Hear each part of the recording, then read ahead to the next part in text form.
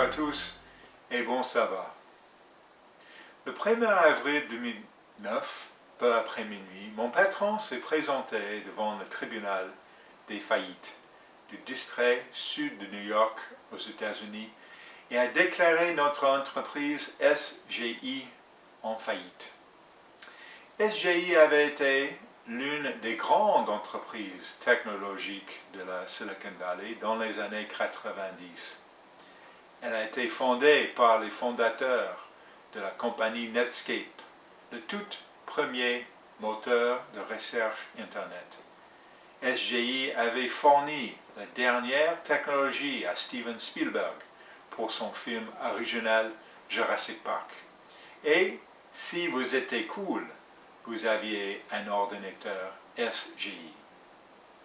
Les revenus se chiffraient en milliards de dollars. Et le président des États-Unis, Bill Clinton, est venu prendre la parole lors des événements organisés par l'entreprise. Une année, l'entreprise a décidé d'acheter une montre suisse de très haute qualité, Tag Heuer, à chaque employé et a invité les Beach Boys à participer à un pique-nique de l'entreprise.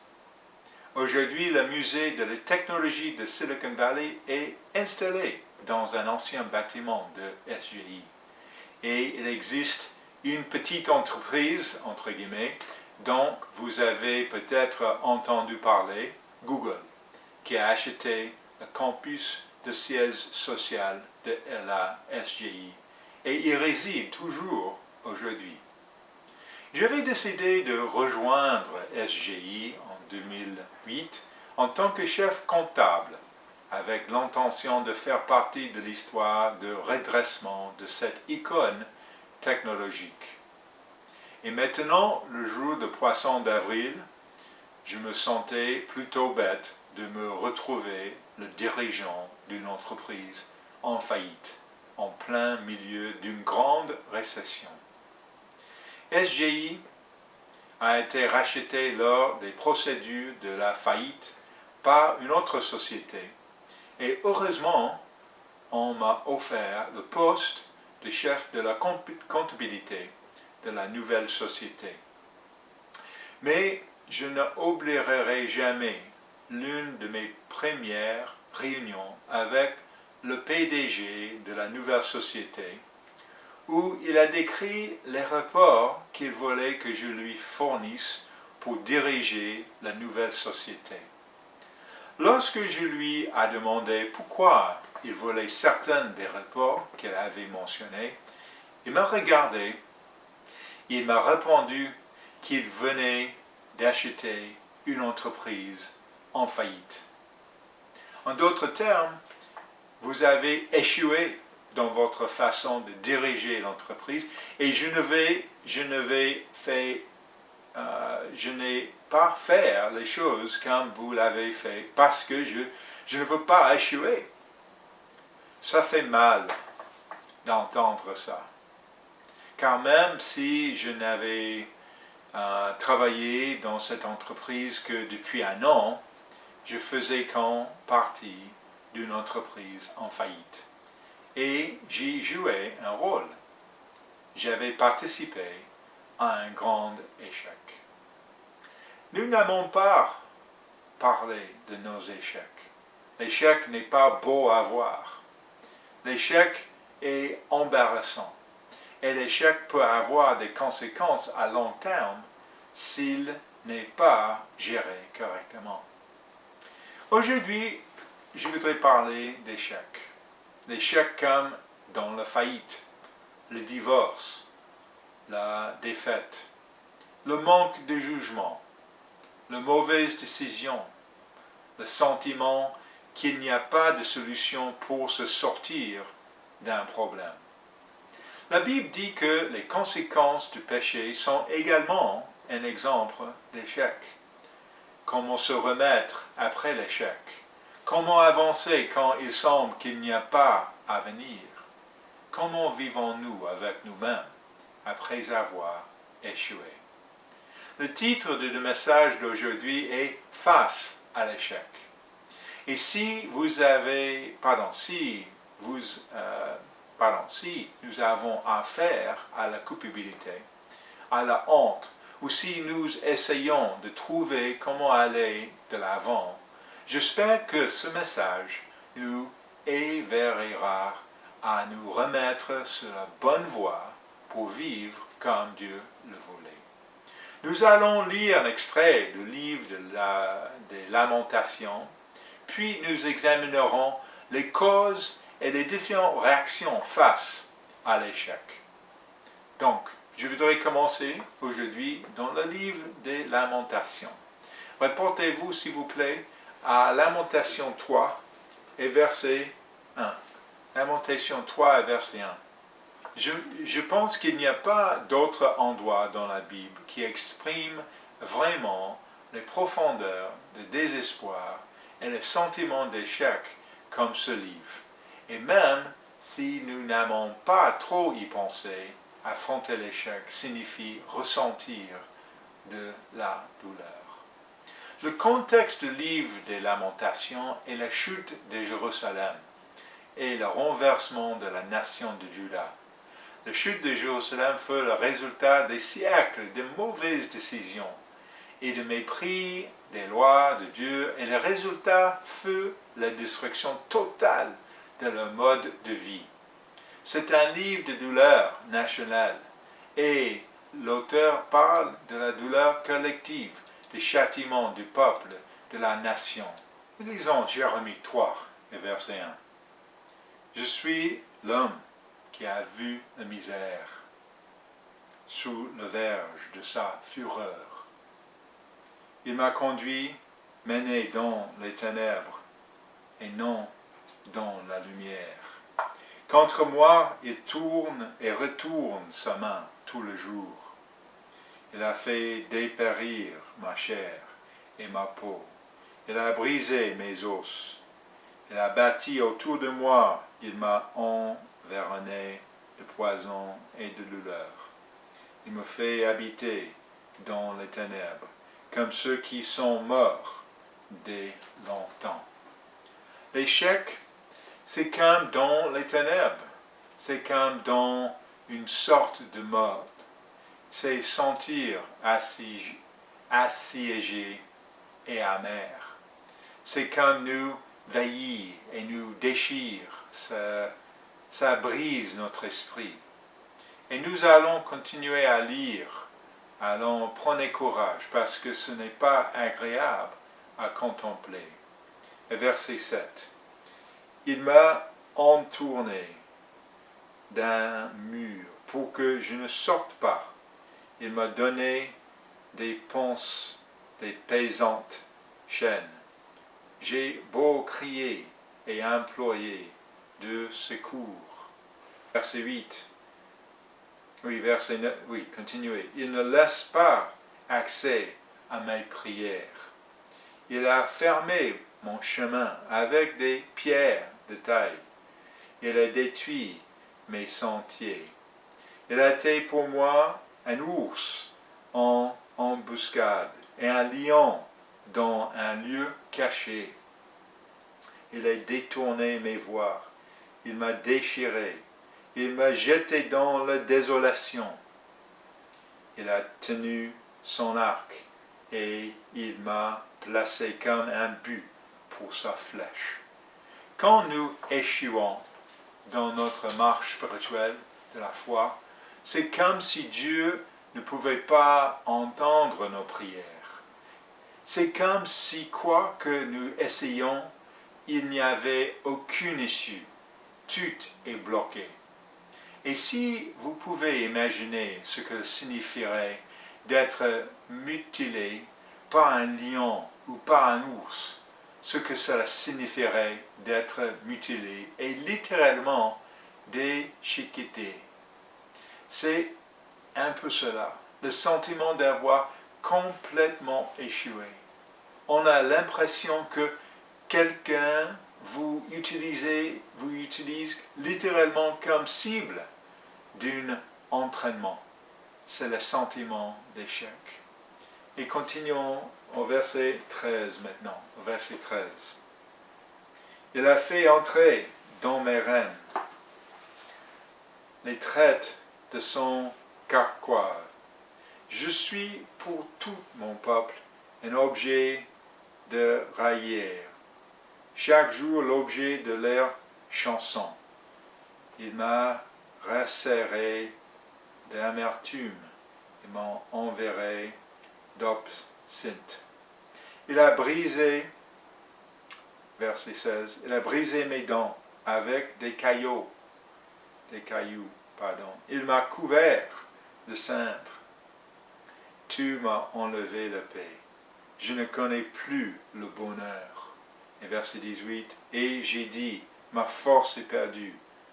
Je n'ai plus d'espérance en l'Éternel. Quelle situation avec... c'est vraiment une discussion de la cour brisée, de l'espérance, désespérance. Nous serions presque épuisés rien quand en lisant ces lignes. Pour moi, l'image de quelqu'un qui prend des graviers et le fournit dans ma bouche en me cassant les dents est tellement descriptive de sentiments de défaite complète et totale. Et maintenant, verset 19. Verset 19. On peut lire verset 19 maintenant. Quand je pense à ma détresse et à ma misère, et l'absinthe et au poison, quand mon âme s'en souvient, elle est abattue au-dedans de moi. Verset 21. Voici ce que je veux repasser en mon cœur, ce qui me donnera de l'espérance. Voilà, et après, ainsi, finalement, après 21 versets, nous entrevoyons un soupçon de lumière dans les ténèbres. J'aime la façon dont le commentaire biblique expositeur a décrit cette espérance ici. Il dit, l'espoir que l'auteur exprime ici n'est pas créé en niant ou en minimisant la souffrance et la misère. Au contraire, ils sont transformés lorsque l'esprit est tourné vers Dieu. Rien n'est minimisé. Ils ne prétendent pas ou ne nient pas la réalité, comme David l'a dit dans le psaume 51, quand il dit « Mon péché est constamment devant moi ». C'est le fait d'accepter, de confronter totalement, d'aller en toute connaissance de cause vers la douleur que Dieu désire. Ce n'est pas nécessaire de reporter, mais Job a dit à la fin de son livre, Job 42, vous pouvez noter au verset 5 à 6, il dit, mon oreille avait entendu parler de toi, mais maintenant mon œil t'a vu. C'est pourquoi je me condamne et je me repens sur la poussière et sur le cintre. L'implication est que je te vois, Dieu, et je me vois moi-même. Et le gouffre est si grand entre ta bonté, la bonté de Dieu, et ma nature péchereuse, que je ne peux plus supporter de vivre avec moi-même et je dois me repentir, je dois changer. C'est en jetant un regard honnête sur notre propre condition humaine que peut alors jaillir l'espérance. Nous en arrivons donc maintenant au verset 22. Au verset 22, juste au verset 26 maintenant, dans Lamentation 3, verset 22. Les bontés de l'Éternel ne sont pas épuisées. Ses compassions ne sont pas à leur terme. Elles se renouvellent chaque matin. Oh, que ta fidélité est grande. L'Éternel est mon partage, dit mon âme. C'est pourquoi je veux espérer en lui. L'Éternel de la bonté pour qui espère en lui, pour l'âme qui le cherchait. Il est bon d'attendre en silence le secours de l'Éternel. Le secours de l'Éternel.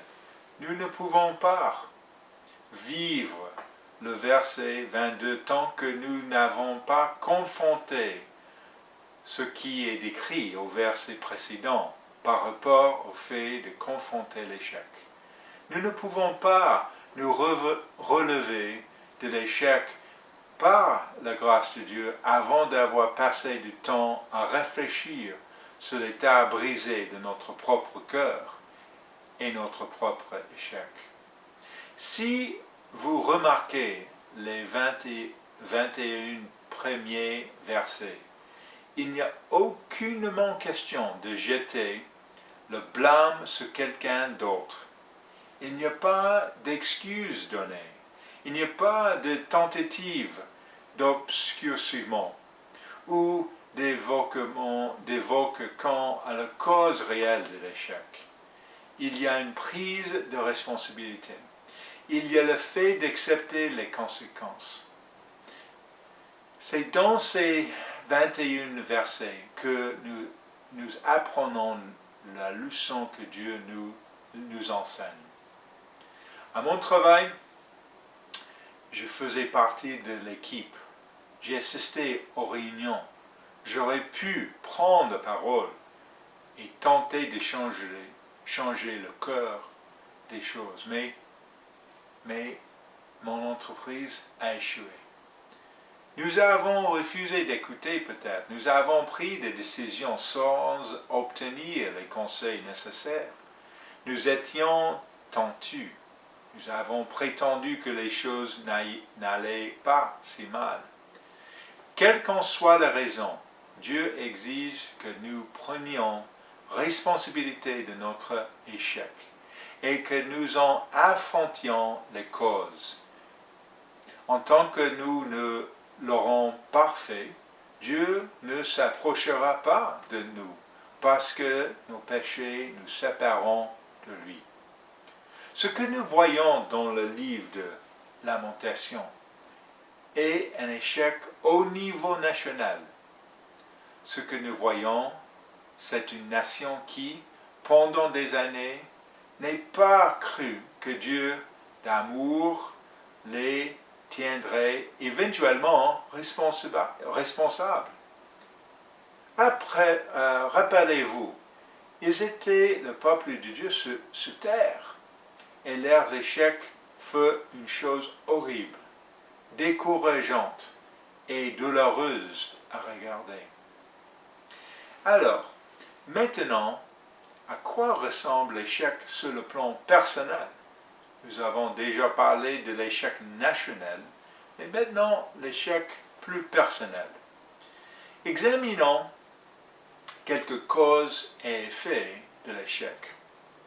La première chose que je voudrais mentionner, c'est que l'échec est causé et parfois se répète à cause de notre cœur tortureux ou trompeur, comme le dit la Bible anglaise.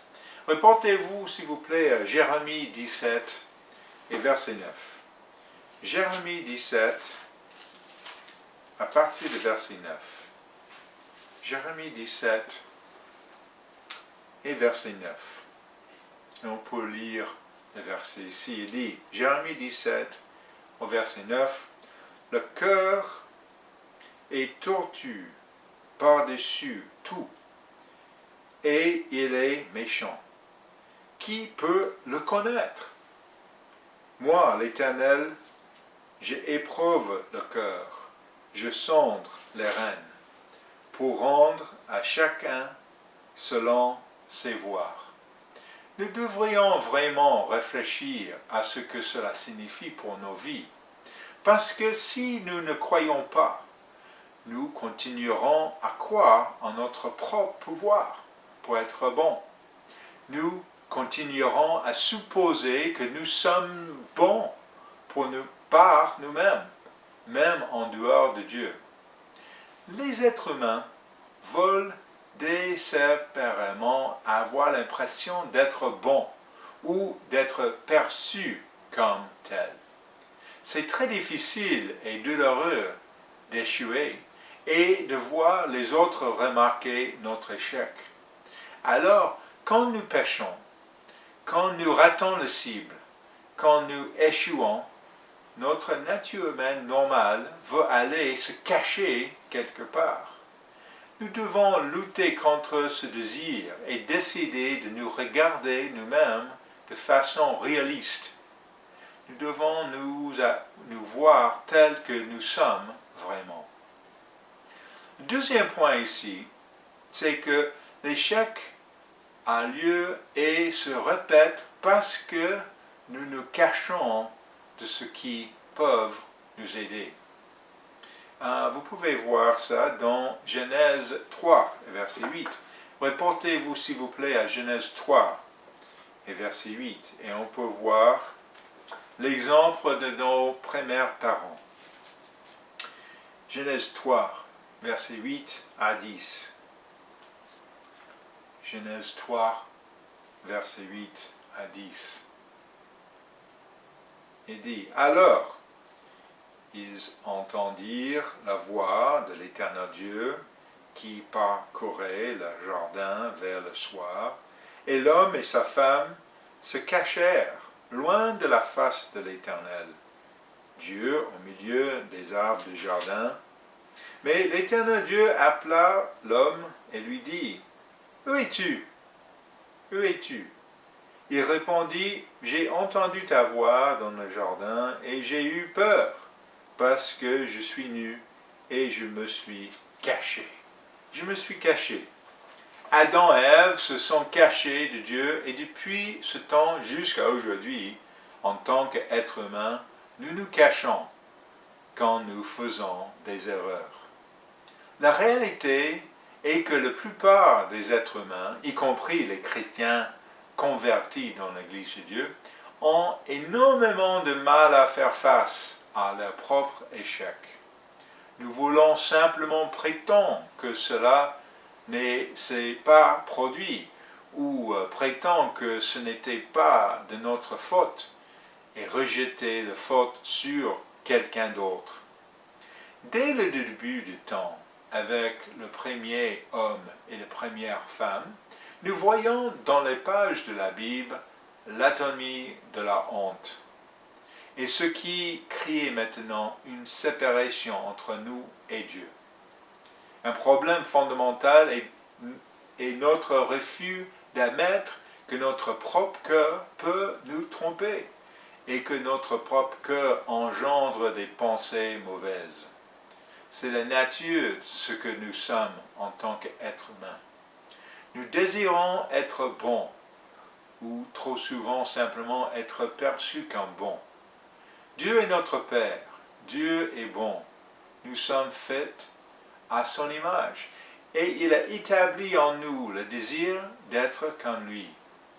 Mais quand nous échouons, nous pouvons facilement réagir comme Adam et Ève. Nous ne pouvons pas y faire face. Nous ne pouvons pas accepter d'être moins que ce que nous savons que nous devrions être. Alors, qu'est-ce qu'on fait? On se cache, on met une façade, on fait semblant. On ne veut pas que les gens sachent qu'on a des problèmes. Nous nous justifions, nous blâmons les autres, nous faisons tout pour éviter d'affronter le fait que nous avons manqué la cible. Tout sauf d'admettre que nous avons échoué. C'est trop douloureux. Surtout, nous, les hommes, on a du mal à faire face à l'échec. La peur de l'échec peut nous saisir, nous mettre sur la défensive, au point que les autres ne peuvent même pas nous parler de nos problèmes. Cela nous met en colère, alors que nous essayons de persévérer cette persévère cette fausse image que nous avons de nous-mêmes. Reportez-vous s'il vous plaît à Luc 8 et verset 17 pour voir quelque chose, une vérité dans la vie et une vérité très importante dans cette discussion. Luc 8 et verset 17. Quelque chose de très important au sujet de l'échec. Luc 8 et verset 17. Il dit, car il n'y a rien de caché qui ne doive être découvert, rien de secret qui ne doive être connu et mis au jour. Il n'y a rien de caché qui ne doive être découvert. Une partie de la conversion, c'est de comprendre que lorsque nous échouons, ce n'est pas une affaire de dissimulation, c'est une affaire de nettoyage, une affaire de confession. Le Dieu de miséricorde, qui nous aime tant, ne nous permettra pas de rester cachés. Nos tentatives de cacher nos échecs ou nos manques, nos déficiencies vont échouer. Chaque chose secrète sera révélée. Ce n'est qu'une question de temps. Quand nous essayons de nous cacher, nous finissons souvent par porter seuls un lourd fardeau. Nous refusons de demander l'aide.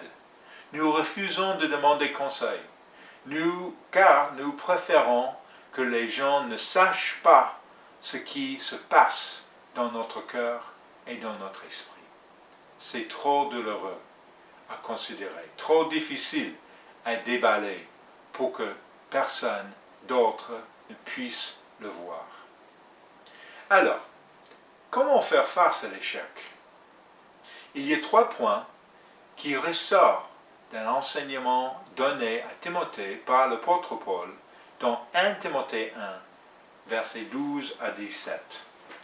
Donc, reportez-vous s'il vous plaît à 1 Timothée 1 et verset 12. 1 Timothée 1.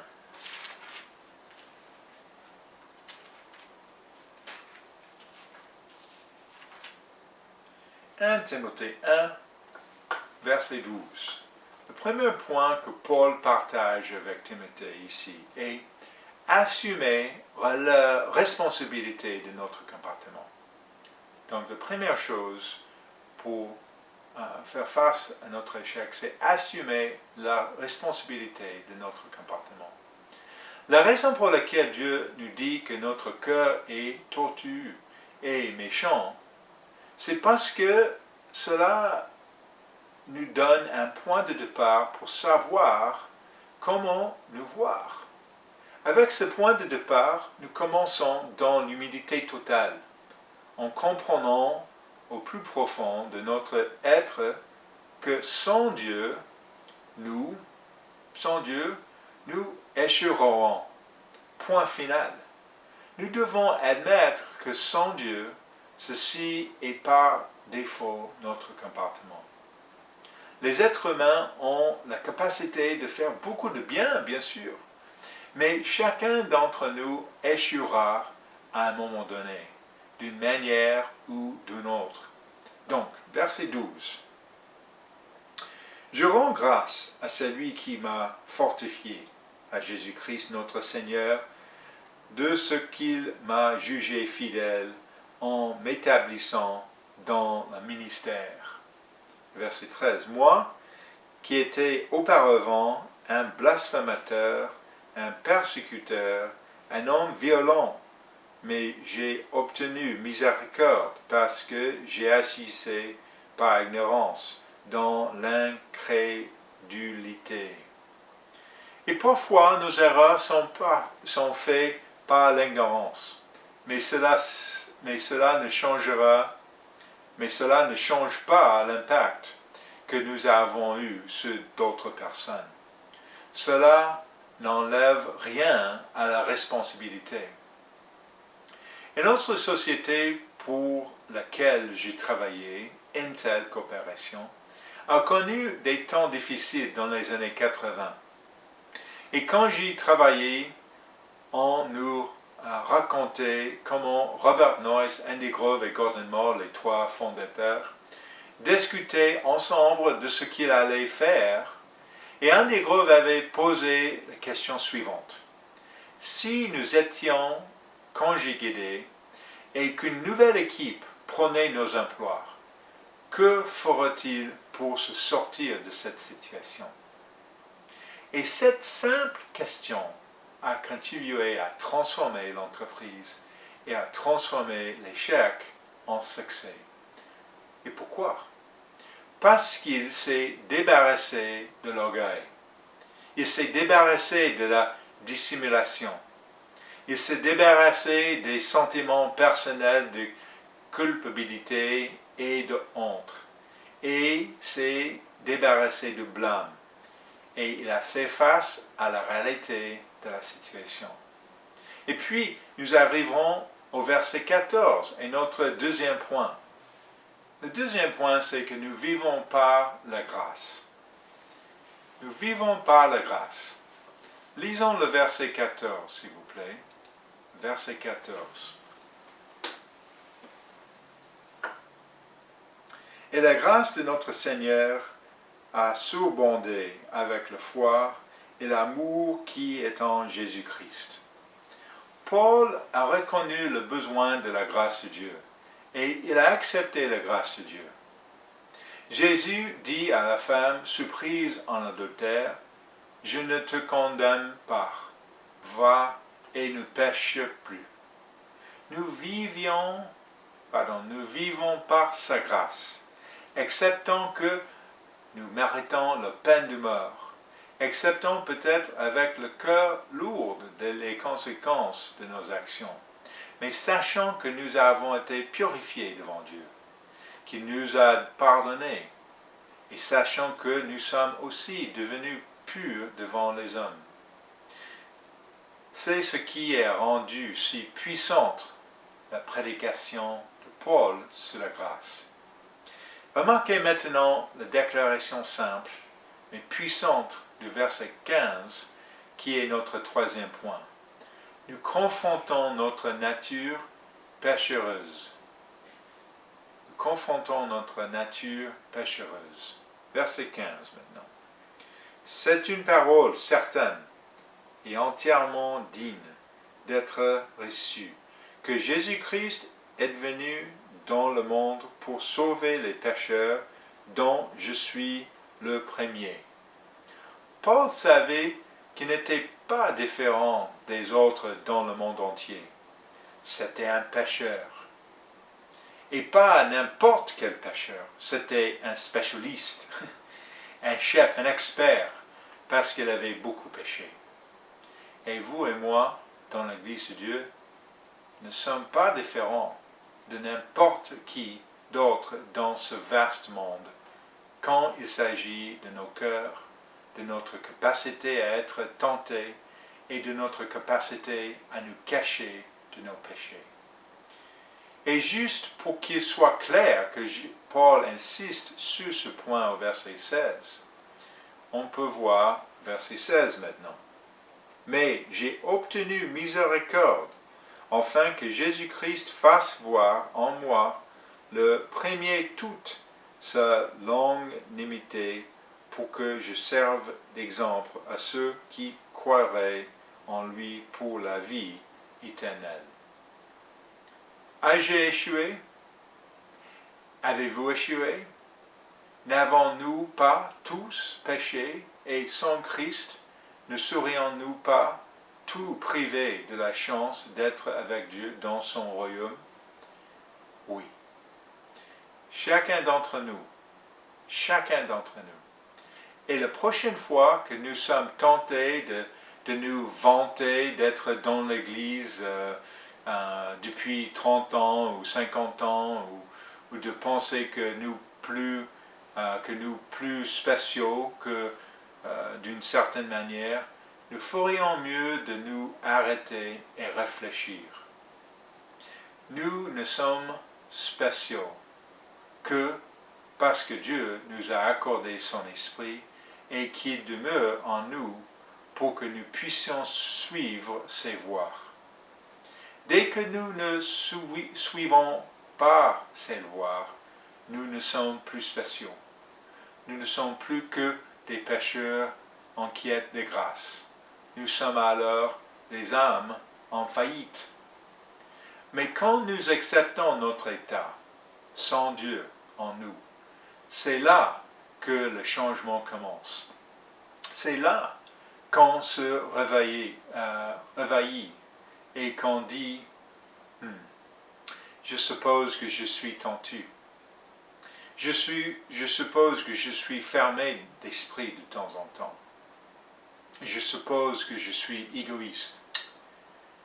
Je suppose que je suis sur la défensive. Je suppose que je me mettre en colère pour rien. Ça arrive, ok. Je suppose que je rejette le blâme sur les autres. Je suppose que je ignore les problèmes qui sont en moi. Oui. C'est à ce moment que nous pouvons nous adresser à quelqu'un qui va nous dire les choses telles qu'elles sont, honnêtement, qu'il s'agisse d'un conseiller professionnel ou d'un membre de la famille. Et nous sommes alors capables de poser des questions telles que « Qu'ai-je fait pour vous blesser? Que devrais-je changer dans mon comportement pour améliorer notre relation ?» Et puis, nous apportons ces changements. Et quand cela se produit, les mots de verset 17 résonnent avec puissance. Verset 17. Au roi des siècles, immortel, invisible, seul Dieu, soit honneur, en gloire au siècle des siècles. Amen. Pourquoi l'honneur et la gloire appartiennent-ils à Dieu pour toujours? Parce qu'il nous a révélé notre péché.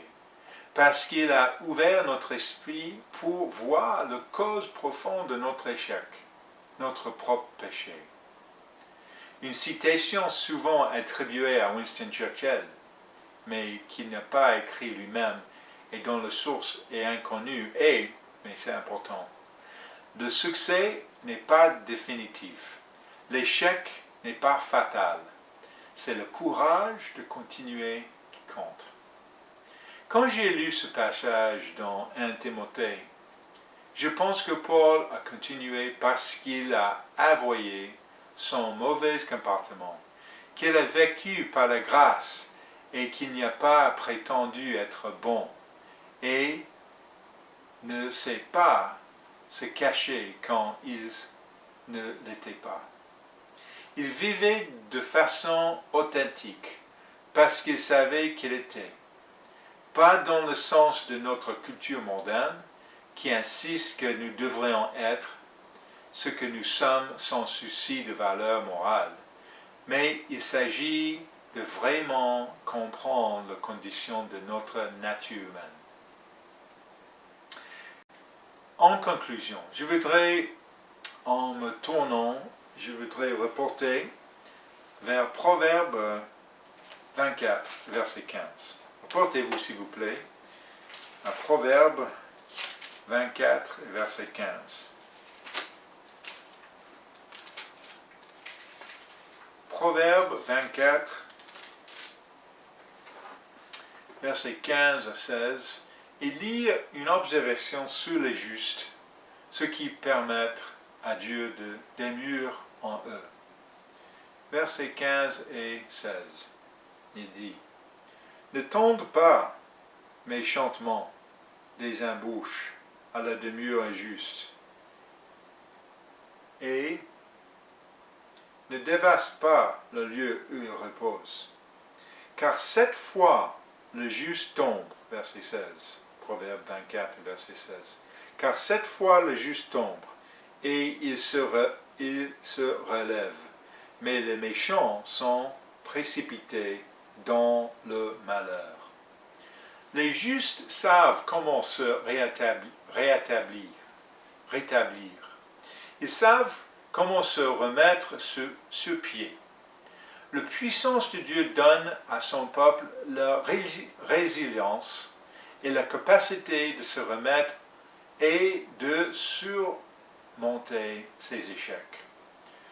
En dehors de Dieu, un seul échec suffit pour faire tomber les méchants de bon. Il n'y a aucun moyen. En dehors de Dieu, un seul échec suffit pour faire tomber les méchants, pour de bon. Il n'y a aucun moyen de s'en remettre. Affrontons les ténèbres de l'échec pour pouvoir accepter l'espérance de la restauration de Dieu que Dieu nous donne. L'espérance de la restauration à la fois de nos relations physiques aujourd'hui et de nos propres avenirs spirituels dans le royaume de Dieu.